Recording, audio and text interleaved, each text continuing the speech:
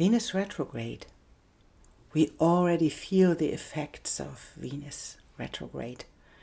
And it's retrograding from Aries into Pisces. And there is a lot of tension in there because these signs are so different. So I think there will be a lot of talks about this because it is coming from the place of action and how we express ourselves, retrograding into the unity of the all is one and into spirituality and all of those things that are like vanishing in the big ocean that is Pisces. And this is shown in the extreme polarities that we experience. And these are even inside of us, And this is, we have to allow, in this moment, we have to allow both sides. And often we don't want to feel discomfort. We don't want to feel disharmony. But one way into harmony is to feel the disharmony and to find the balance within. So there is something about this moment to embrace the discomfort and to understand that all of these parts inside of us are necessary. All of these extremes are necessary to find balance. And I drew 2 cards for this intro because I want to do Venus retrograde short reading for every sign, and I will use whole sign houses to show you where this is happening in your chart from the perspective of the rising sign or the ascendant. But to see what is this Venus retrograde about, I wanted to draw 2 cards for this, and I did. And I think they are perfect because it is the she-wolf, and it is about, and I will show it to you. What a beautiful card. And it says, unleash the beast, for with nurturing ferocity I protect my kin. This is on the one hand, and I do Gaia on the other hand. And it says, when my patience wears thin, the earth trembles and storms rage. And both of these cards are really, for me, they are really, really perfect because the she-wolf, she embodies the wisdom of survival and protection and nurturing our instincts. And she is like the fierce and untamed energy of the wild, inspiring us to tap into our primal nature. And it could be so that this one side is inviting you to embrace your wildness and tap into the inner strength that comes with it, and even to assert your boundaries and unleash yourself for this for following the whispers of the wild and to find the place within your nature where both of these energies can reside. So it is about follow your passions of life and protect them with healthy boundaries. And on the other hand, we have Gaia, and Gaia is about patience. It's about earthing, right? It's about the cyclical nature that is embedded in life, and she teaches us to respect life and earth. And so this is the invitation of allowing the cycles to happen about creation and destruction. It is about growth and decay. So it is this card really is about the balance between the patience of Gaia, the earth is patient, and the growing wariness or the growing experience she has when these cycles are happening. And so it is both cards are like the invitation to find the balance between giving and receiving. And it's the invitation to insert yourself when necessary and honor your own needs.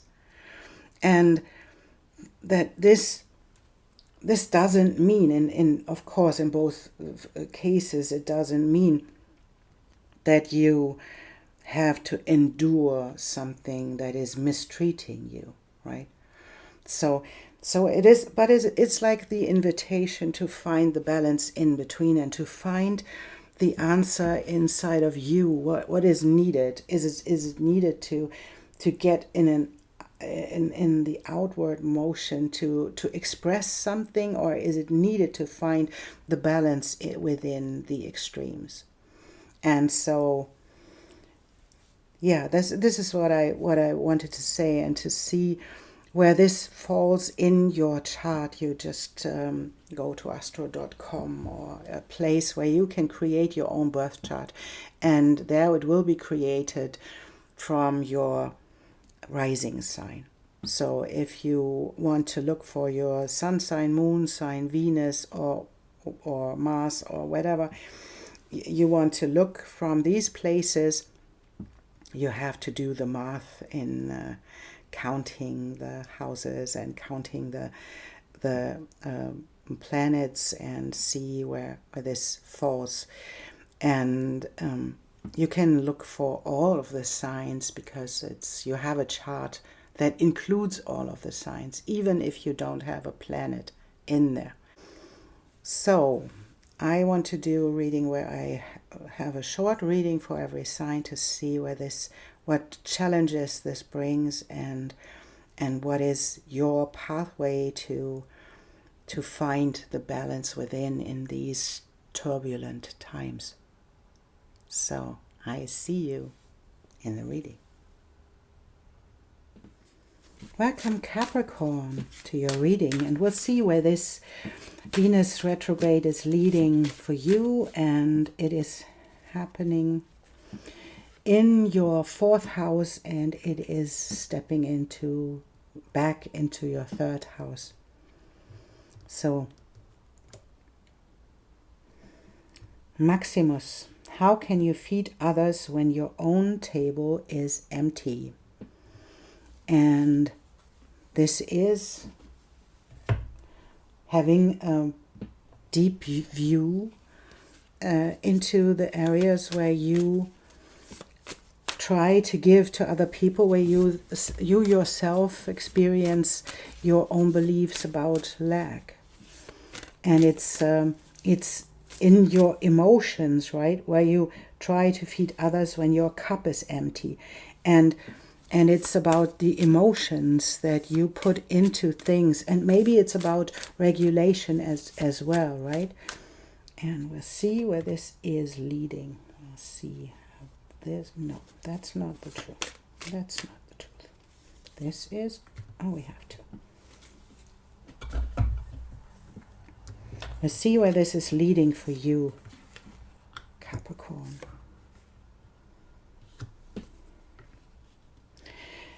And it's because you want to, and this is how it shows up, you want to open doors, and you feel that it takes a lot of time to open the doors, but you really want to do that.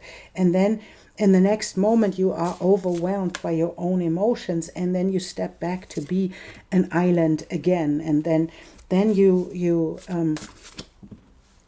you want to open the door again, and then you get overwhelmed by your own emotions again, because you don't have the patience in this moment to allow this to unfold and to be depleted. And that this can mean the same thing with this being in empty, so don't have the full cup to feed other people.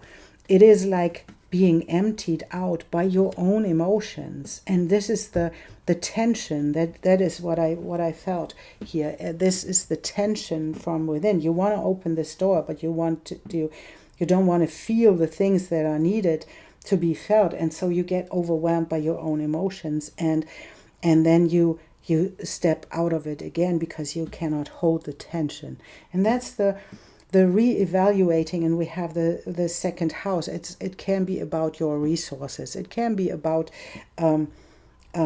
lack in resources that you feel that you have. It doesn't mean that you really have it, but it's about your emotions about it. And it's about the tension that comes with these ideas. And it's this invitation to step into your own emotions and to allow yourself to be regulated by time, to feel all that wants to be felt, and then to allow this polarization, this chaos to show up, and then to embrace the disharmony. This is the only way that how we can learn to regulate ourselves. When we allow ourselves to feel what needs to be felt, to express whatever needs to be expressed, and do this in a specific way when it is appropriate, and this is the invitation to be connected and to you have a task for even the people before you that weren't able to show you how to do this. And I would expect that you experienced parents who weren't able to express their emotions in an appropriate way, either this way or that way.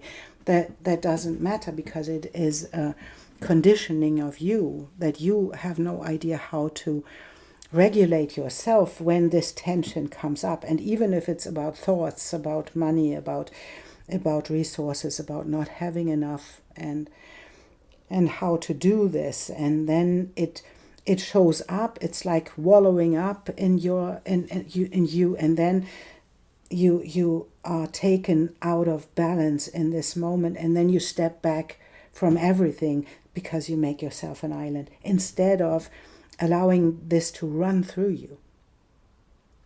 And then we have this connection to the ancestors, so that your upbringing was in that way that didn't show you how to deal with it. And this is the invitation to stay connected to your breath. That is the controlling mechanism for your thoughts and your mind, because that's what the third house comes with as well. Learn to say what needs to be expressed, and to do this in the right timing and in the appropriate way, and to not let your thoughts run all over you, to get you deregulated, and then not to allow yourself to feel all of this and to step back. This is like resisting everything that you feel, and to get over it, to get out of it, it means you have to go through it. So to allow these emotions to feel what needs to be felt, and to what needs to be felt, and then to breathe into these emotions, right? And we have so.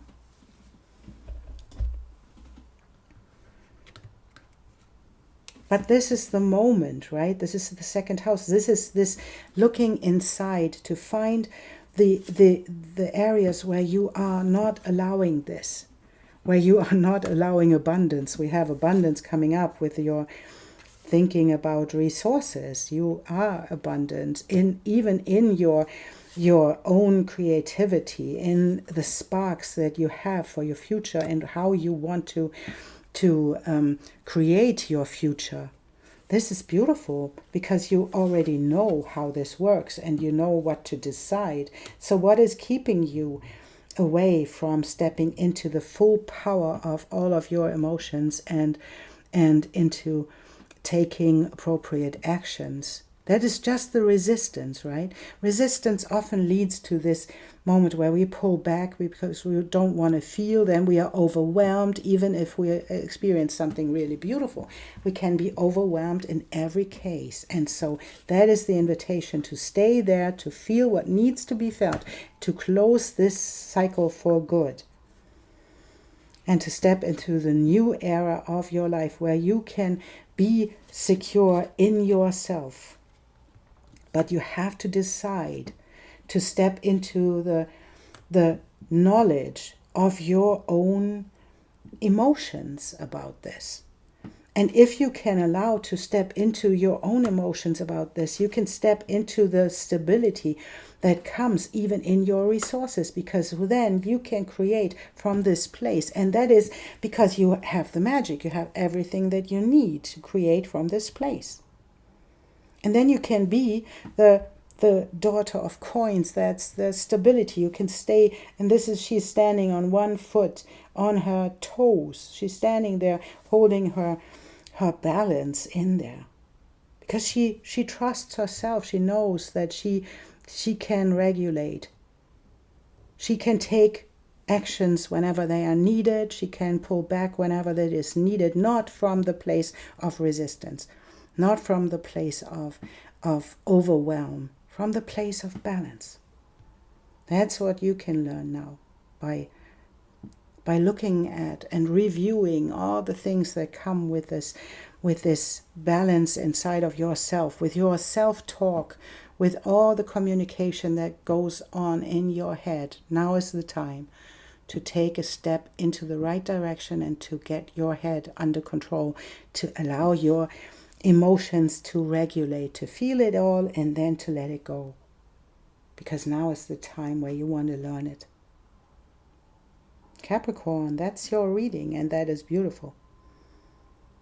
And thank you for being here, and thank you for liking and subscribing and for supporting this channel to grow. Thank you so much, and I see you soon.